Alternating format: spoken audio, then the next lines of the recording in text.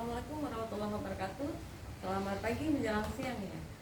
Jumpa lagi dengan Ibu Rosita. Kali ini kita pertemuan terakhir tentang materi kisi-kisi ujian untuk semester ganjil 2025-2026 kelas 9. Oke, kelas 9 paket B. Oke. Yang akan keluar nanti di ujian adalah teks laporan hasil observasi, biasa disingkat dengan LHO. LHO ya, teks laporan hasil observasi atau LHO. Nanti yang keluar bisa jadi nanti harus pelajari tentang pengertiannya. Pengertian teks laporan hasil observasi ya adalah teks yang menceritakan tentang percobaan yang dilakukan ya, yang dilakukan oleh penulis. Biasanya teks seperti ini dipakai untuk melakukan percobaan, terus ada praktikum dan karya ilmiah ya. Itu teks laporan hasil observasi. Oke. Setelah itu nanti kalian harus pelajari tentang sistematika dari teks LHO itu sendiri. Apa saja sistematikanya? Ada judul, ada tujuan kajian teori, alat atau bahannya, langkah-langkah percobaan atau hasil, dan terakhir adalah bagian kesimpulan. Berarti bagian kesimpulan itu bisa ada saran-saran yang dimuat di dalamnya. Nah, dari sistematika lanjut ke kaidah kebahasan. Kaidah kebahasan itu ada apa saja? Kaidah kebahasannya ada nanti pembicaraan sinonim antonim. Nah, sinonim itu adalah persamaan kata. Persamaan kata ya, sinonim. Malas dengan apa? Kalau persamaan katanya malas dengan apa ya, malas sama bodoh itu tuh hampir sama dengan kata ininya, persamaan katanya. Kalau antonim adalah perlawanan kata ya. Perlawanan kata itu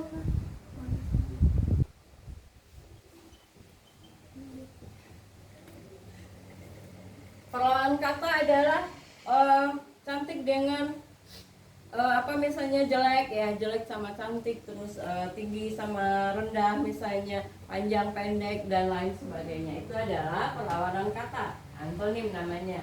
Nah, di dalam kaidah kebahasannya juga ada kata bilangan yang dimuat nanti ya. Kata bilangan itu berarti ada 1, 2, 3. Misalnya ada langkah pertama, langkah kedua, itu kata bilangan. Nah, ada juga menggunakan kata hubung. Nah, kata hubung ini bisa jadi kata penghubung di dalam sebuah kalimat. Nah, ada kata dan ya, atau itu ada kata hubung. Nah, di dalam kaidah kebahasaan dari LHO itu juga ada kalimat perintah. Kalimat perintah berarti memerintahkan sesuatu atau melakukan sesuatu. Oke, buatlah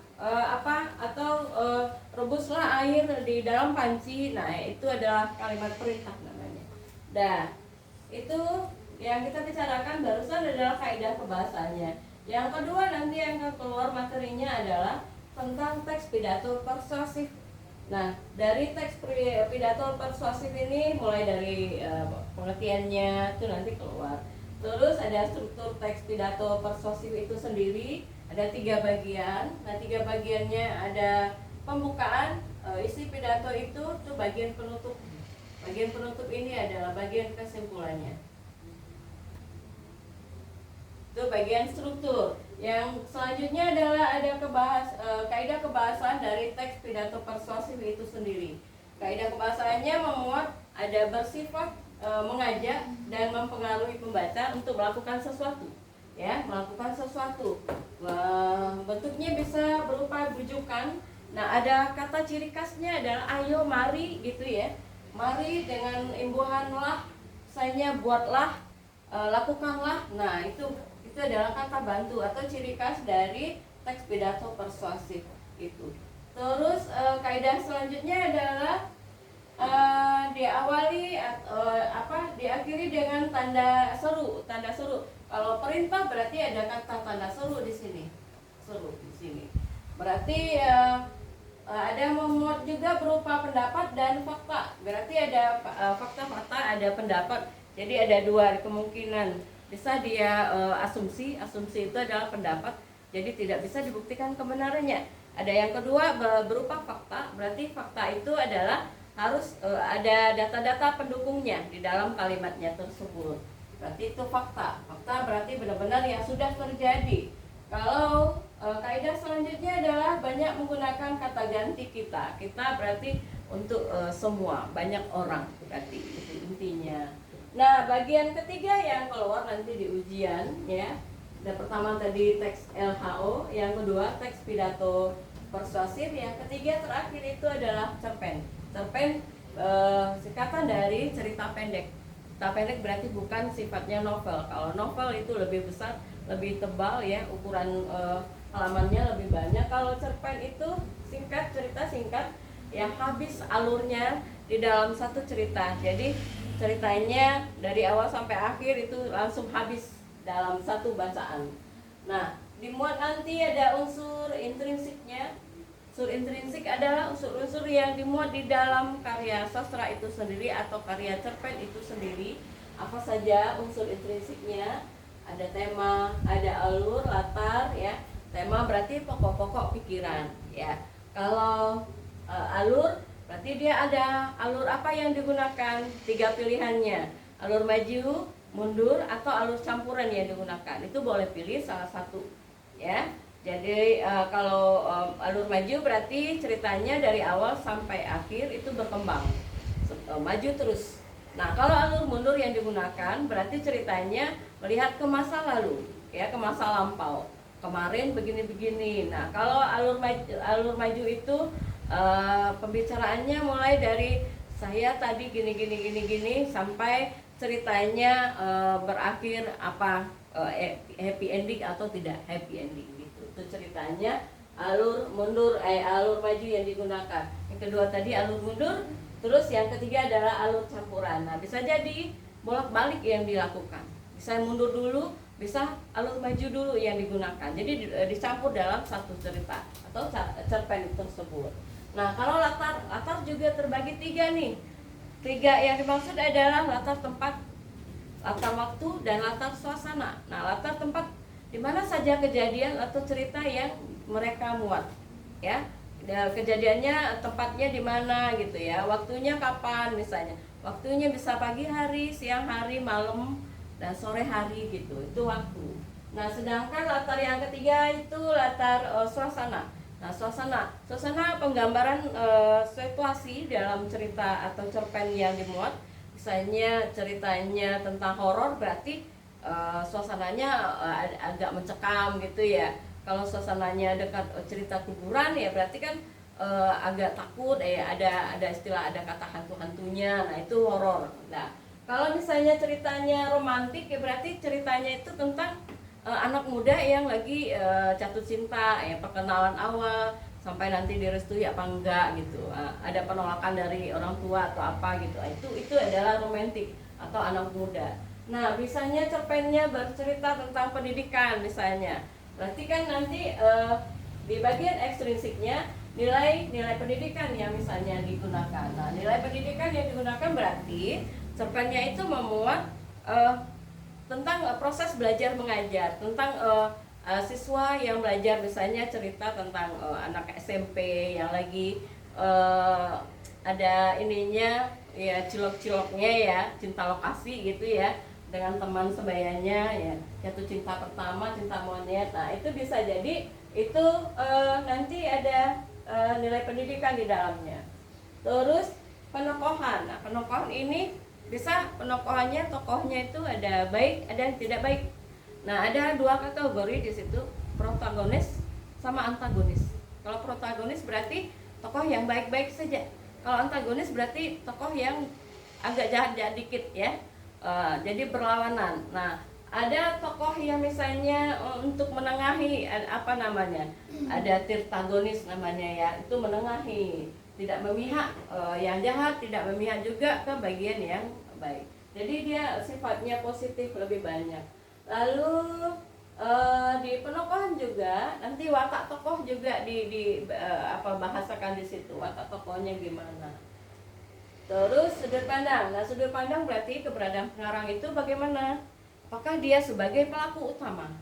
Ya, Sudut pandangnya berarti kata ganti atau kata yang digunakan adalah tokoh aku, saya gitu. Di dalam cerita berarti ada kata aku atau saya, ya.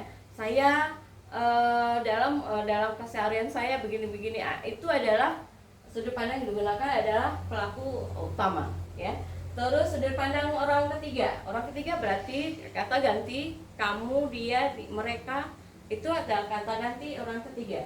Jadi di dalam cerita kata mereka atau nama orang di situ disebutkan, itu sudut pandang orang ketiga yang digunakan. Nah, selanjutnya sudut pandang ada pengamat serba tahu. Nah, pengamat serba tahu maksudnya berarti pengarang sebagai bisa jadi tokoh aku atau saya di sana juga menceritakan orang lain. Nah, itu maksudnya pengarang terlibat di dalam pengamat serba tahu. Nah, selanjutnya adalah unsur intrinsik yang digunakan itu gaya bahasa. Gaya bahasa berarti bahasa indah yang digunakan di dalam cerpen tersebut. Ada majasnya, ya. Ada majas-majas macam-macam nih, ada personifikasi, majas elitoves dan majas lainnya, itu banyak. Terus ada amanat. Nah, amanat berarti pesan yang ingin disampaikan pengarang di dalam cerita tersebut apa gitu, ya. Itu masuk ke bagian unsur intrinsik. Nah, itu dia. Ada 7 macam unsur intrinsik yang akan dikaji di dalam sebuah cerpen. Nah, yang selanjutnya adalah nanti di dalam cerpen tersebut ada dibahas tentang ekstrinsik. Tadi sudah kita kupas sedikit. Misalnya ceritanya menggunakan nilai agama. Nilai agama berarti kisah cerita atau cerpennya menceritakan tentang posisi keagamaannya bagaimana. Bisa jadi ceritanya itu di area pesantren. Nah, itu nilai keagamaan yang digunakan. Terus ada nilai sosial. Kalau nilai sosial berarti tentang bisa jadi anak gelandangan, ya. Terus nilai sosial berarti posisi anak gelandang itu gimana, cari makannya gimana gitu, dengan ngamen di jalan, ya, di lampu merah. Nah, itu adalah nilai sosial yang digunakan. Nah, jadi di sana butuh saling bantu di sana, itu nilai sosial. Kalau nilai budaya berarti di Kepri itu lebih budayanya ke budaya Melayu. Kalau budaya Melayu berarti pakaiannya apa? Pakaian adat Melayu lebih banyaknya. Pakai songket, baju Melayunya. Terus kalau cowok-cowok pakai apa di atas kepala itu namanya tanja gitu. Itu lebih ke budaya. Lalu kalau politik berarti ceritanya itu beraura atau berisi tentang dunia politik. Nah, pemerintahan sekarang Prabowo gimana gitu, adanya makanan MBG, ya, itu lebih ke politiknya, ya, lebih ke politiknya itu MBG. Kalau estetika yang dibicarakan berarti unsur yang digunakan itu adalah ceritanya itu bersifat misalnya tokohnya yang suka berfoto di area candi gitu, di belakangnya dia ada pepohonan, ya, kisah-kisah India gitu, lebih ke dia estetika itu maksudnya adalah seni keindahan tuh, yang suka berfoto di belakang ada belakangnya candi atau apa gitu, ada fotonya. Nah, terus kalau nilai moral berarti moral itu lebih ke etika. Nah, moral anak muda sekarang misalnya suka nanti tiba-tiba nanti merokok sembunyi-sembunyi dari sekolah gitu, ya kan, masih pakaian sekolah dia merokok tiba-tiba gitu. Terus nanti ketahuan suka misalnya itu udah candu ke narkoba, coba-coba gitu. Itu aura ke moralnya, ya, etika anak sekolah sekarang agak memudar sedikit. Nah, itu adalah yang dibicarakan unsur intrinsik sama ekstrinsik, itu dia. Sekilas kalau struktur dari cerpen itu sendiri pasti ada abstraknya, ada orientasi, ada komplikasi, evaluasi, resolusi, dan koda. Gitu. Oke, itu dia. Dalam orientasi berarti pembahasan awal atau pengenalan tokoh cerita. Tuh. Kalau komplikasi berarti dia ada peristiwa yang muncul dari tokoh ke tokoh, ada permasalahan, nanti puncak ceritanya itu nanti ada klimaksnya, itu dia bagian strukturnya. Terus bagian evaluasi itu bisa di akhir cerita. Evaluasi itu apa maksudnya dievaluasi apakah ceritanya sudah baik apa enggak. Resolusi itu bagian terakhir, bagian apa ceritanya happy ending apa enggak. Nah itu dia tuh yang keluar nanti kira-kira di ujian. Nanti ada 3 bahan ya, 3 materi. Pertama tadi LHO, teks pidato persuasif, selanjutnya adalah cerpen. Oke, soal nanti ada 30 soal. Untuk pilihan gandanya ada 20 soal, terus soal penjodohannya 5 soal, terus esainya juga 5 soal. Jadi total nilai nanti 100 ya, teriannya 100. Oke, semoga nanti di ujian nilainya baik-baik semua ya, bagus-bagus semua. Jadi bisa lanjut nanti ke semester genapnya. Oke, sampai jumpa dengan kisi-kisi ujian semester ganjil 2025-2026. Sampai jumpa lagi. Assalamualaikum warahmatullahi wabarakatuh. Selamat pagi.